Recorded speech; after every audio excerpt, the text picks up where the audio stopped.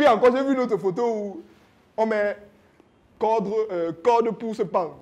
Après, en bas, on met client satisfait, on voit quelqu'un qui dit que c'est pays, vraiment. Si c'était une autre personne, il allait dire, se lamenter sur ce qui s'est passé, sur ce qui est arrivé. En disant que non, c'est trop. On m'a fait ceci quand j'étais petit. On est monté, je vis des calvaires, je suis monté, je suis descendu. Et rien que le fait de penser comme ça, qu'est-ce qui se passe? En fait, vous vous créez des barrières, vous vous créez des limites. Et quand on se crée une limite, qu'est-ce qui se passe? On n'avance plus. Ça, c'est la première chose. Est-ce que c'est bon? Est-ce qu'on a retenu quelque chose ici? Ok. Histoire. Histoire. Non, je vous entends pas, je n'entends pas les voix. Histoire. Voilà, c'est plus intéressant. Alors, là, c'est l'histoire d'un jeune. D'un jeune africain. Je ne vais pas donner son pays, parce que si je donne son pays, vous allez certainement connaître qui c'est. Un jeune africain qui, par contre, ici, a grandi dans une famille riche. Une famille bourgeoise. Oui. Parce que son père était l'un des plus grands producteurs d'arachide en Afrique. Il a grandi dans une famille très riche. Ça veut dire que dans le bas âge, qu'est-ce qu'il a eu? Il a eu la notion du business. Il a eu cette notion du business-là. Mais malheureusement, ce qui se passe, c'est que son père meurt. Quand il a seulement, je crois c'est 17 ou 18 ans, quelque chose comme ça. Et quand son père meurt, il part voir son oncle. Il grandit avec son oncle. Son oncle qui était maniant du business aussi. Parce que son oncle est un businessman hors pair. Pour lui, il respire que le business. Il ne pense que business en fait. Lui, dans cet environnement, ce qu'il se dit, c'est quoi? Il s'adapte. Et il se dit, il suit les pas de son oncle. Un jour, il décide de dire, moi aussi, je veux lancer quelque chose, tonton. Mais je n'ai pas le financement. Son oncle décide de lui donner la somme de 500 000 naira. Voilà les gens qui sourient. Son oncle lui a donné 500 000 naira. Bon, mais là, il y a un gros problème, c'est que quand moi je bip mon oncle, il me bip aussi. Je ne comprends pas ce qui se passe. Donc quand je le bip, je dis que tonton, il me bip aussi sur WhatsApp. Il me bip sur WhatsApp. Donc tu comprends que gars, le financement que tu cherches, tu ne peux pas avoir ça là-bas. Il bip sur WhatsApp, c'est très grave. Mais lui par contre, il a eu la chance. Parce que son oncle lui a donné 500 000 naira. Certains diront que c'est de la chance, c'est magnifique.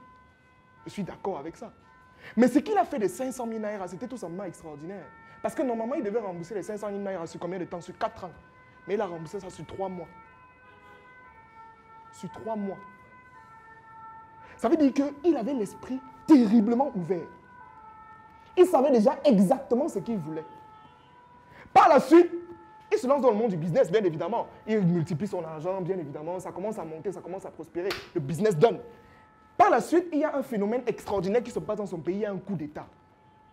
Et les gens qui montent au pouvoir, vous savez ce qu'ils signent comme réforme? Qui ne veulent plus les étrangers dans leur pays. Qui veulent eux-mêmes produire. En tant qu'homme d'affaires, quand lui, il entend ça, il se dit, mais attends, c'est extraordinaire. Il commence à localiser quels sont les besoins qui sont dans le pays. Il se rend compte que les gens n'ont pas suffisamment, il n'y a pas de sucre dans le pays. Il se rend compte qu'il n'y a pas suffisamment de farine dans le pays. Puis encore, il se rend compte que le ciment est trop cher. C'est comme ça qu'il commence à se lancer dans l'industrie. Et en cette période, c'est comme il n'y avait pas d'industrie, il n'y avait personne sur le marché. Parce qu'on était en train de chercher on chassait les blancs, on disait que non, on ne vous veut plus. C'est là qu'il se lance dans le monde de l'industrie. Et aujourd'hui, il est l'homme le plus riche d'Afrique. Pour moi, ce sont des sources d'inspiration. Alors, de son histoire, vous devez comprendre des choses très simples. Moi, je vois souvent les gens vont dire que, bon, il avait 500 000. Son oncle lui a donné 500 000. Moi, je connais mes amis, qui sont riches. Donc, les parents sont riches. Mais ils ne font rien avec l'argent qu'on leur donne. Ce n'est pas une affaire de naître dans une famille riche. Ce qu'il y a, c'est quoi? C'est que parmi vous ici, je ne parle pas loin, parmi vous ici, il y a des gens qui sont là de même 5 millions, vous n'allez rien faire avec. Ça va finir. Ce n'est pas un débat que ça que je connais. Il y a des gens ici qui sont dans 5 millions, 10 millions même. Ou bien même quand vous allez faire même un business plan, on va parler du business plan tout à l'heure. Donc vous allez faire le business plan. Hein? Et dans votre business, j'espère que tout le monde voit. C'est bon? Tout le monde voit, non? D'accord. Dans votre business plan, le besoin en financement, c'est peut-être 100 millions, n'est-ce pas? On vous donne même les 100 millions. Il y a certains qui vont rien faire avec. Parce que ce n'est pas une question de financement. Ce n'est pas une question de naître dans une famille riche ou pauvre. C'est le fait d'avoir un mindset élevé.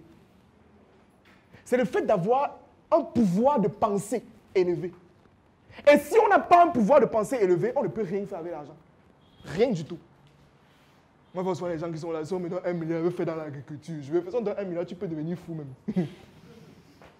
Les gens rient, quand on me dit ça, on rit toujours. On avait fait des ateliers, j'ai fait des ateliers sur les principes de l'argent et sur les leviers indispensables, mais j'ai parlé de ça.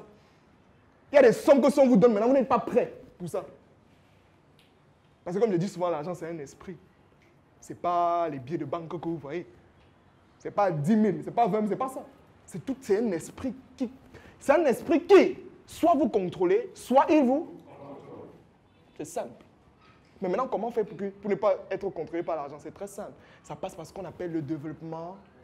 Développement, c'est ça. Travaillez sur vous. On va voir les investissements tout à l'heure. Je vais vous donner un investissement sûr. Vous voulez savoir? Je vous dis ça maintenant. Ça veut dire que dès que tu investis là-bas, tu as 400% de rentabilité en un an. Regardez, je pèse mes mots. Il y a des gars qui vont dire que c'est le porte-monnaie magique ou c'est quoi? Je vous dis non. C'est un business sûr.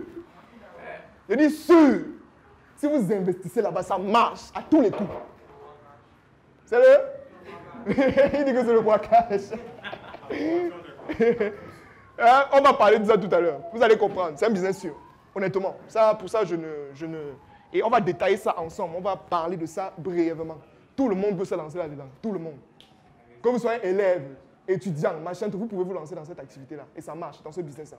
Alors, l'histoire de Dangote, pourquoi est-ce que j'ai souhaité vous raconter cette histoire? Tout simplement parce que, pour moi, c'est une source d'inspiration. On doit s'inspirer des gens qui ont extrêmement réussi. Je n'ai pas dit des gens qui ont réussi, extrêmement réussi. Aliko Dangote est l'homme le plus riche du monde. On va se beau dire que son oncle lui a donné 500 000. Mais si on vous donne 500 000, vous allez faire quoi avec? Vous allez faire quoi avec? Il y a des gens qui sont de 500 000, il n'y a pas d'idée. Il n'y a pas d'idée, ils ne connaissent même pas. Donc ça va finir le même jour. Et vous savez que quand la touche la main, c'est fini, non? Vous savez ça, non?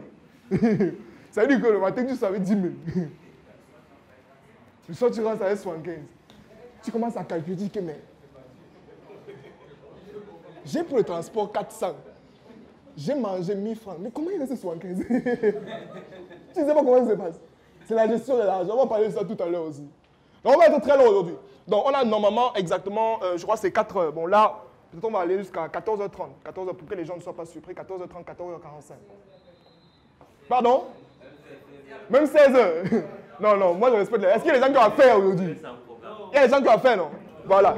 Pour ce genre de personnes-là, il faut respecter ce genre de personnes-là. Alors, c'est bon, donc. C'est bon? Ça va? D'accord. Donc, on va commencer maintenant notre atelier. J'ai tenu d'abord à raconter ces histoires-là pour qu'on puisse marquer un point d'honneur sur les réussites des autres et qu'on cesse de se donner en tête ou alors de se mettre en tête que c'est parce que je suis né dans une famille pauvre que je ne peux pas. Ou bien alors c'est parce qu'il est né dans une famille riche qu'il a réussi. Il n'y a pas de chance. C'est vous qui créez votre chance. Et en tant que jeune, c'est la première chose que vous devez comprendre. Avant d'entrer même dans l'entrepreneuriat, dans quoi investir. Comprendre premièrement que 1, c'est possible. Et 2, qu'il n'y a pas de limite. Il n'y a aucune limite. Hein. Ça n'existe pas la limite. Aucune. Donc, on va commencer notre travail. Est-ce que ici c'est bon? C'est bon? Ça va? D'accord, on y va. Maintenant, nous allons commencer premièrement. Avant d'entrer dans comment entreprendre, nous allons d'abord essayer de comprendre quels sont les problèmes que les jeunes ont. Quels sont les problèmes? Avant d'entrer même d'abord dans l'entrepreneuriat, dire que l'entrepreneuriat, pourquoi est-ce que les jeunes n'entreprennent pas suffisamment? Pourquoi est-ce qu'aujourd'hui, c'est difficile d'investir dans une activité, mais c'est plus facile d'investir dans un champagne? Pourquoi? Pourquoi c'est plus facile aujourd'hui d'investir dans le vêtement, dans son vêtement, dans le paraître, plutôt que dans le être. Pourquoi? Nous allons voir. Le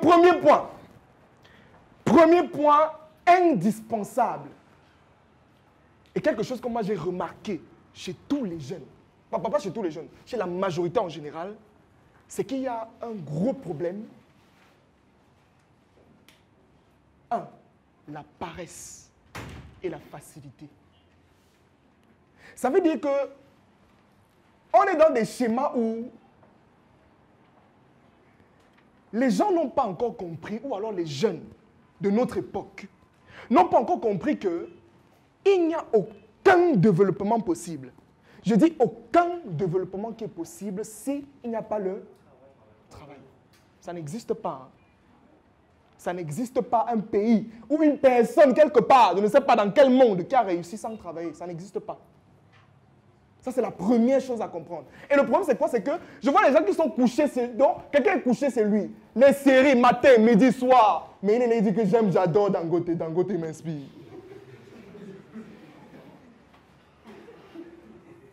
Si Samuel est au peu, je pose.